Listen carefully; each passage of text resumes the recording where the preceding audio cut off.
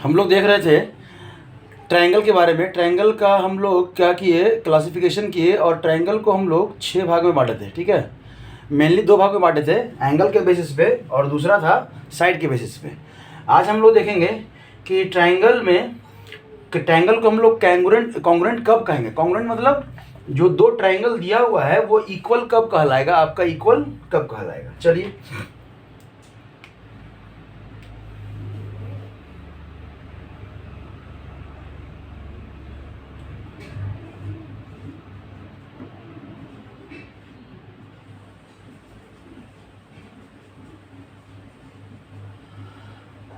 Congruence. Congruence हमारा, एक minute,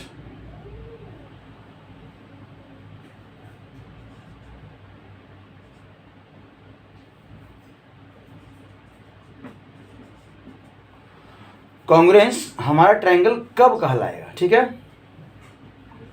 ध्यान दीजिएगा। 3-4 है, 3-4 आपका ये क्या है, इसमें रूल्स दिया हुआ है आपके बुक में। उन्हीं 3-4 के बारे में पहले हम लोग देखेंगे कि जो पहला है आपका वो दिया हुआ है साइड, साइड और साइड। ये S S S S S का मतलब होता है साइड, साइड और साइड। मतलब आपके पास 2 ट्रायंगल है, आपके पास 2 ट्रायंगल दिया हुआ है। क्या दिया हुआ है? 2 ट्रायंगल, इसका नाम है ए बी सी, और दूसरा जो ट्रायंगल है उसका नाम है आपका P Q are. P Q और आर, समझिएगा। अगर इंफॉर्मेशन ये दिया है, ये छोटा बड़ा लग रहा है, लेकिन आप मान के चलिए कि दोनों हम लोग जो है ना बराबर करके रखे हैं, दोनों बराबर। चलिए थोड़ा सा बड़ा ही कर लेते हैं इसे, ठीक है। ऑलमोस्ट आपका ये सी है। आपका इस तरह से सिंबल दिया रहता है, या तो इन्फॉर्मेशन दिया रहेगा, नहीं तो इस तरह का सिंबॉलिंग दिया रहेगा। इसका मतलब होता है कि ए बी जो है ना वो इक्वल है आपके किसके, पी क्यू के। और अगर ऐसा सिंबल दिया रहे तो इसका मतलब है जो बी सी है वो इक्वल है किसके, क्यू आर के। ठीक है। और अगर ऐसा सिंबल दिया रहे मतलब आपका जो ए सी है वो इक्वल है किसके, पी आर के। पी आर के मतलब आपका ये जो दोनों ट्रायंगल है उसमें इसका इस ट्रायंगल का एक साइड इस ट्रायंगल के एक साइड के बराबर है, इस ट्रायंगल का एक साइड इस ट्रायंगल के उसी कोरस्पॉन्डिंग साइड के बराबर है, और इस ट्रायंगल का तीसरा साइड इस साइड से बराबर है।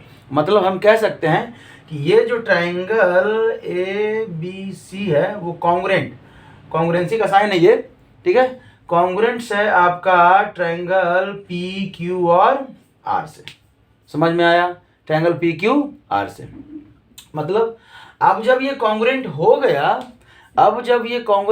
गया तब हम कह सकते हैं, देखिए सबसे पहले हम लोग कॉन्ग्रुएंट करना है कि हमारा ट्रायंगल कॉन्ग्रुएंट क्या है। तो आप खोजेंगे, सबसे पहले आप खोजेंगे, तो अगर आपका 2 ट्रायंगल दिया हुआ है जिसका तीनों साइड का इंफॉर्मेशन इस तरह से दिया हुआ है, या तो सिंबॉलिक फॉर्म में या फिर डायरेक्ट बताया हुआ है कि एक ट्रायंगल का साइड दूसरे ट्रायंगल के इस साइड से बराबर है, एक ट्रायंगल का ये साइड इसके बराबर है, दूसरे ट्रायंगल का ये साइड इसके बराबर है, अब कह सकते हैं कि दोनों ट्रायंगल आपस में क्या है, कॉन्ग्रुएंट्स है।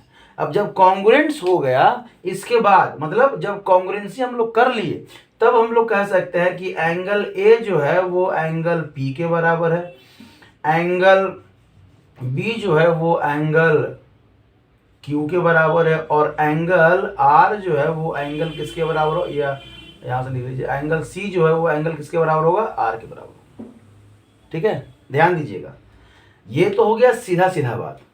सेम चीज हम एक और ट्रायंगल बना रहे हैं। इसी में यहां तो हम आपको दिखलाए कि ये नीचे वाला साइड नीचे वाले के बराबर है, ये इधर वाला साइड इधर वाले के बराबर है, इधर वाला साइड इधर। ऐसा कोई जरूरी नहीं है कि इस तरह से ही आपका वो दिया रहेगा बराबर करने का, या आप जो ट्रायंगल बना है वो इस तरह से ही नजर है कि बेस वाला बेस के साथ, इधर वाला इसके साथ, इधर वाला इसके साथ, ऐसा बराबर हो। आप दूसरा एग्जांपल समझेंगे सेम चीज का।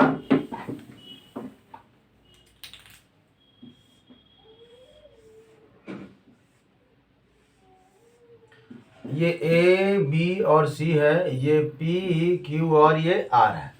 यहाँ पे सिंबल हम अगर दे दें कि ए बी गिवन रहेगा, आपका क्या रहेगा, गिवन रहेगा कि ए बी इक्वल टू किसके, पी आर के, A B equal to P R. चलिए मतलब ये जो ए बी है वो किसके इक्वल है, इसके इक्वल है, समझ में आया। और तब लिखा हुआ है कि B C is equal to, B C जो है वो इक्वल है पी क्यू के। हो सकता है ये जो बी सी है वो इक्वल है किसके, पी क्यू के। तब आप कह सकते हैं कि जो ए सी है वो इक्वल हो जाएगा हमारा किसके, क्यू आर के। ऐसा भी होगा, कोई दिक्कत नहीं है इसमें, आपको बस देखना है। तब जब हम कह सकते हैं कि एंगल, ये triangle A B C congruent होगा ट्रायंगल पी क्यू आर के। और जब ये कॉन्ग्रुएंट हो जाएगा तब इनके एंगल्स का जो हम लोग प्रॉपर्टी देखेंगे कि अब देखिए, अब जो एंगल ए है किसके बराबर होगा, अभी जो हम लोग देखे थे तो एंगल ए एंगल पी के बराबर था, लेकिन यहाँ पे एंगल ए एंगल पी के बराबर नहीं होगा। क्यों नहीं होगा, क्योंकि ध्यान दीजिएगा एंगल जो ए है वो किस किस साइड्स के बीच में है, ये एक सिम, ये इसमें ए बी और ए सी के बीच में है, ए बी और ए सी के बीच में है। और ये ए बी और ए सी कहाँ पे है, तो ये पी आर और आर क्यू या क्यू आर के बीच में, मतलब ये तो एंगल ए हो जाएगा एंगल आर के इक्वल। समझिएगा, कोई जरूरी नहीं है कि ऊपर वाला एंगल ऊपर से ही इक्वल हो, ठीक है, आपको जो इन्फॉर्मेशन दिया हुआ है उसके हिसाब से चलना है। तब एंगल जो है ये एंगल आखिर किसके बीच में है भाई, तो ये ए बी है और ए बी किसके बराबर है, पी आर, तो ये साइड हो गया। ए सी है और ए सी किसके बराबर है, आपका क्यू आर, तो इन दोनों के बीच में एंगल आर है ना, समझ में आया। उसी तरह से एंगल अगर बी की बात करें तो एंगल बी किसके किसके बीच में है, ए बी और बी सी के बीच में। ए बी तो मतलब P Q, sorry P R, और बी सी मतलब पी क्यू, मतलब ये एंगल हो जाएगा आपका, समझ में आ रहा है, तो एंगल पी के बराबर हो जाएगा। एंगल जो सी है वो एंगल अब तो क्यू ही बचा है। ये कब होगा, जब ये तीनों साइड्स इक्वल होंगे एस एस एस क्राइटेरिया से, समझ में आया। चलिए दूसरे पे चलते हैं हम लोग। तब है कि दूसरा जो हमारा है वो है एस ए एस, मतलब साइड एंगल और साइड। देखिए इसके नाम को अगर आप गौर से देखिएगा तो ये दोनों साइड्स के बीच में एंगल है, समझिएगा, ये ऐसा ही नहीं लिखा हुआ है, इसका कुछ मीनिंग है। ये दोनों साइड्स के बीच में एंगल है, मतलब हम दो ट्रायंगल बनाते हैं, एक का नाम ए बी और सी रखे और पी क्यू और आर रखे, ठीक है, समझिएगा, पी क्यू आर रखे। आपको क्या दिया हुआ है, दो साइड्स इक्वल, मान लेते हैं ये साइड इसके इक्वल है और ये साइड्स इसके इक्वल है, तो एंगल कौन सा दिया रहेगा, ये सब गिवन में रहेगा, मतलब गिवन रहेगा कि A B equal to P Q और A C is equal to P R और angle A is equal to angle P. आपको ये ढूंढना रहेगा, आपको ये ढूंढना रहेगा कि हमारा कौन सा सेट कर रहा है, S S S S S वाला सेट कर रहा है कि एस ए एस वाला सेट कर रहा है, ठीक है। मतलब यहाँ पे हम लिखते जाते हैं कि पहला जो हमारा था वो एस एस और एस, ठीक है। ये दूसरा जो हम लोग पढ़ रहे हैं एस ए और एस पढ़ रहे हैं, मतलब आपको ट्रायंगल दिया हुआ है, आप चेक कीजिए कि इस क्राइटेरिया पे वो फुलफिल हो रहा है कि इस क्राइटेरिया को वो फुलफिल कर रहा है। अगर इसको नहीं कर रहा है तो अगर इसको कर रहा है तो हम लोग देखेंगे तो चेक कर लेंगे।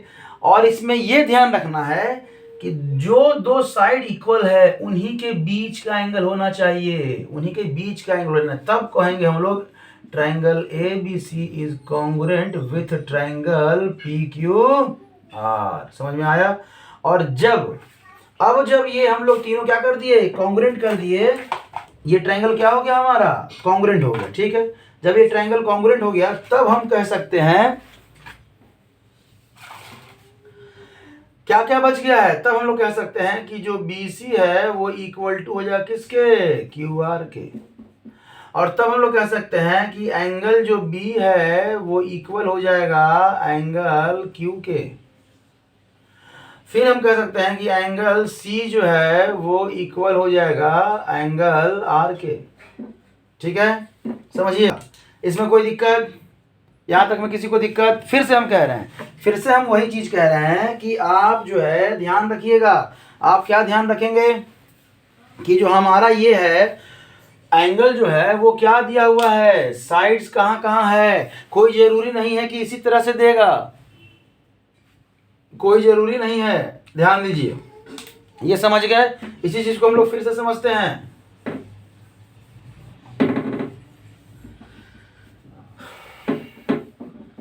ये ट्रायंगल बना लीजिए, ठीक है, और पी क्यू आर हम लिख दिए, और ये इसके मतलब गिवन है आपका कि ए बी जो है वो किसके इक्वल है, पी आर के इक्वल है, और जो ए सी जो है वो इक्वल है किसके, आर क्यू के है, मतलब इसके इक्वल है। तब जो एंगल होगा आपका वो कौन सा हम लोग लेंगे, एंगल सी लेंगे। एंगल सी किसके बराबर दिया रहेगा, एंगल आर के। और अगर ऐसा नहीं दिया हुआ तो फिर नहीं लेंगे, फिर दूसरा क्राइटेरिया चेक करेंगे कि दूसरे क्राइटेरिया में क्या ये फुलफिल कर रहा है क्या, ठीक है। तो मतलब यहाँ से ट्रायंगल ए बी सी क्या हो गया, कॉन्ग्रुएंट हो गया ट्रायंगल पी क्यू आर के। अब क्या करेंगे, अब जब ये इक्वल हो गया तब हम लोग कह सकते हैं, बचा कौन हमारा, ये और ये तो दिया हुआ है, ठीक है। तब बचा कि ए बी जो है आपका दिया हुआ है किसके इक्वल है, पी आर के, ये इसके इक्वल है, ठीक है। और आपका दिया हुआ है ए सी दिया हुआ है किसके, इसके इक्वल दिया। तो आपका बचा क्या, बी सी बचा, तो वो किसके इक्वल हो जाएगा, पी क्यू के इक्वल हो जाएगा। और एंगल, अब देखिए, अब आपका कौन सा है कि ये दोनों आपस में इक्वल है।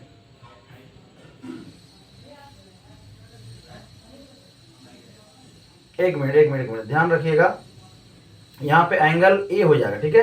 एंगल ए इक्वल हो जाएगा किसके, एंगल आर के, ठीक है। ध्यान रखिएगा, एंगल ए किसके इक्वल हो जाएगा, एंगल आर के। वो यहाँ पे प्रॉब्लम हो गया था, साइन चेंज नहीं किया था इसलिए, ठीक है। ध्यान रखिएगा कि अगर ए बी दिया हुआ है पी क्यू के बराबर और ए सी दिया हुआ है क्यू आर के बराबर, तो इस दोनों साइड्स के बीच का एंगल लेंगे। तो यहाँ पे ये दोनों साइड, इसके बीच का एंगल क्या है, ए है, तो ये किसके बराबर हो जाएगा, आर के। कोई जरूर नहीं है कि पी के बराबर ही रहे, समझ में आया, ठीक है। तब क्या है, तब आप कह सकते हैं कि एंगल जो एंगल सी है वो किसके बराबर हो जाएगा। तो देखिए एंगल सी किससे लगा हुआ है, एंगल सी दूसरे से लगा हुआ है और तीसरे से लगा हुआ है, तो दूसरा ये और तीसरा मतलब एंगल क्यू के बराबर हो जाएगा। और एंगल जो बी है वो किसके बराबर, 1 से लगा हुआ है और 3 से लगा हुआ, 1 से लगा 3 से लगा, एंगल पी के बराबर हो जाएगा। आपको ये चेक करना होगा, ठीक है। चलिए नेक्स्ट पे चलिए, तीसरा जो है आपके पास A S A, angle side angle. इसके नाम को भी समझिएगा कि ये दोनों एंगल के बीच में रखा गया है यहाँ पे।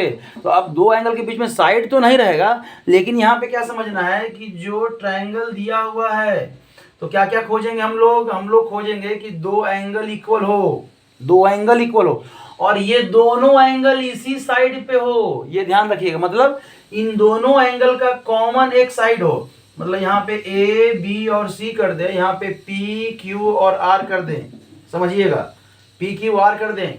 तब ये साइड दिया हुआ है इसके इक्वल, ये साइड दिया रहेगा, सॉरी साइड नहीं, एंगल हम लोग लेके चलेंगे ना। ये एंगल दिया रहेगा इसके इक्वल, ये एंगल दिया रहेगा इसके इक्वल। तो मतलब ये जो साइड होगा वो किसके इक्वल होगा, यहाँ के इक्वल होगा। समझ में आ रहा है, मतलब गिवन रहेगा कि angle A is equal to angle P, angle B is equal to angle Q, और A B is equal to P Q. ये ध्यान रखिएगा कि ये दोनों एंगल एक ही कॉमन बेस पे होना चाहिए, ठीक है। इसमें भी तब कह सकते हैं triangle congruence triangle P Q are. और जब ये दोनों सेम हो गया तब क्या बचा, एंगल सी जो है इक्वल हो जाएगा एंगल आर के, और आपका पी आर जो इक्वल हो जाएगा वो ए सी के, और आपका बी सी जो है वो इक्वल हो जाएगा क्यू आर के। हम फिर से बोल रहे हैं, कोई ज़रूरी नहीं है कि इसी तरह से दिया रहेगा, कुछ भी दिया रहेगा, लेकिन आपको ये खाली डिसाइड करना है कि आपका क्या दिया हुआ है, आप क्या लेके चलेंगे, ठीक है। ध्यान रखिएगा, दो इससे पहले दो में तो अलग अलग करके दिखाई है, ये अब समझ में आ ही रहा होगा। अब ध्यान रखिए, अब जो फोर्थ नंबर जो है आपका, जो फोर्थ नंबर है वो क्या है, ए एस। अब देखिए दोनों एंगल एक अलग है, ये साइड बाहर हो गया, मतलब अब दो एंगल और उसका कोई भी एक साइड्स इक्वल हो तब हम लोग कहेंगे कि दोनों ट्रायंगल क्या है, कॉन्ग्रुएंट है। आप इस तरह से दो ट्रायंगल बना लीजिए। अब आपको आइडिया लग गया होगा कि क्या दिया रहेगा हमारे में, मतलब अब देखिए कोई क्वेश्चन दिया हुआ है तो इन चार, अभी तक हम लोग चार पढ़े हैं तो इन चारों को ढूंढना है। इन चारों में से कोई भी आपका जो है ना हो सकता है, A B C P Q R. आप कहेंगे सर बार बार आप ए बी सी या पी क्यू आर क्यों, आप एक्स वाई जेड ले लीजिए, आप एल एम एन ओ ले लीजिए, आप अल्फ़ाबेट्स में कुछ भी ले लीजिए, आप अल्फ़ा बीटा गामा ले लीजिए, आपको ट्रायंगल का जो नाम रखना है रख दीजिए। हमें ये अच्छा लग रहा है ए बी सी डी और पी क्यू आर, तो हम यही रख रहे हैं, ठीक है। तब आपको आइडिया लग गया होगा कि इसका क्या होगा, एक एंगल दूसरा एंगल और कोई एक साइड इक्वल होगा। मतलब अब लिखने का जरूरत नहीं है, अब आप समझ गए हैं कि एक एंगल इसके एंगल से, दूसरा एंगल इसके एंगल से और एक साइड भी इक्वल है, तो हम कह सकते हैं ये ट्रायंगल जो है ए बी सी वो कॉन्ग्रुएंट है ट्रायंगल पी क्यू आर के। अब जब ये कॉन्ग्रुएंट हो गया तो इसके अंदर का हर चीज इक्वल हो जाएगा। क्या हो जाएगा, एंगल सी जो है वो एंगल आर के इक्वल हो जाएगा, आपका पी आर जो है वो आपका ए सी के इक्वल हो जाएगा, आपका जो ए बी है वो पी क्यू के इक्वल हो जाएगा। समझ में आया। और लास्ट आपका आर एच एस, क्या दिया हुआ है आपका, आर एच एस मतलब राइट हाइपोटेनस और साइड। राइट मतलब राइट एंगल, अगर राइट एंगल ट्रायंगल हो, ये स्पेशल केस है, ये राइट एंगल ट्रायंगल के लिए अगर कोई राइट एंगल ट्रायंगल हो इस तरह से, बार बार एक छोटा और एक बड़ा हो जाता है, ध्यान रखना है।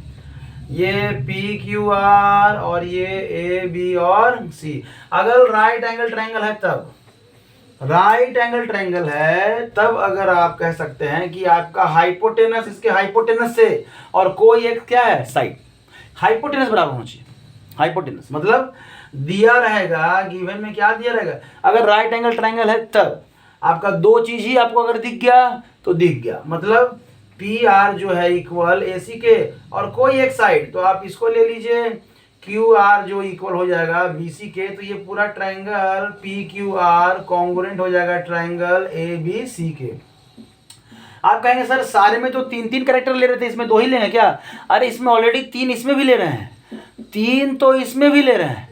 कौन सा ले रहे हैं, अभी जो हम लोग पढ़े थे एंगल एंगल साइड, तो ये सॉरी साइड साइड कहाँ गया, साइड एंगल और साइड, कुछ इसी टाइप का है ना कि दो गो साइड है एक एंगल है, दो साइड है और एक एंगल है, तो तीन चीज इसमें भी ले रहे हैं। लेकिन चूंकि हम लोग राइट एंगल ट्रायंगल बोल दिए हैं तो राइट एंगल ट्रायंगल में एक 90 डिग्री तो फिक्स है ना, तो उसको हमको बोलने की जरूरत नहीं है।